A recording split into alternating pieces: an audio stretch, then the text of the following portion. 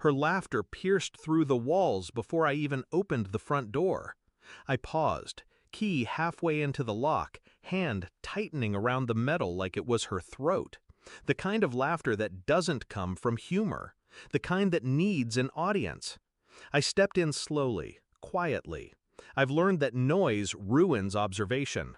There she was, April, perched on the armrest like some queen on a plastic throne, wine in hand, legs crossed for display, not comfort. She wore the blouse I bought her in Milan, and the smile she perfected for strangers. Her friends circled her like disciples around a burning bush. "He doesn't even have a job," she barked, and they howled in reply. "Can you imagine? My boyfriend, the stay-at-home philosopher?" I stood in the doorway, silent, watching. None of them noticed. I had become invisible. I left the room without a word, walked to the master bedroom, and shut the door without slamming it. There's something powerful about silence, especially when you own the building they're laughing in. I lay on our bed for hours, fully clothed, eyes open. Her laughter echoed through my skull long after it had died in the hallway. I wasn't hurt, not in the way she wanted me to be. Not humiliated, not emasculated. I was calculating. They thought I was unemployed, useless, leeching off April's hospitality, her connections, her grace. She never told them the truth because she never knew it herself, that I kept the lights on in every one of their apartments, that their paychecks came from my signature, that her friend Clara had begged HR for a third interview, and that I had vetoed it, out of mercy, not pettiness. She thought she was in control, and I let her believe that for months. But now, she had invited mockery into my house. No, my house. And that was something I couldn't overlook. The next day I made breakfast. Eggs, lightly salted, black coffee, no toast. She kissed me on the cheek like nothing happened, like I wasn't there last night. I smiled, asked about her friends. "Oh, they loved you," she lied, eyes not even flickering. "They just worry you don't have much direction." I nodded. They're right to worry. She didn't ask what I meant. She never does. Over the next week, I reviewed everything. I pulled Clara's work files, ran audits on Jessica's expense reports, checked server logs for when April was working late. I didn't need suspicion. I needed precision. Nothing angry, just data. Cold, unarguable, digital truth. By Friday, the evidence was printed and bound. No confrontation yet. I wanted them comfortable before I gutted them. I invited her and her friends to a networking dinner. Told her I finally wanted to try getting into her world. She laughed. "Wear something clean."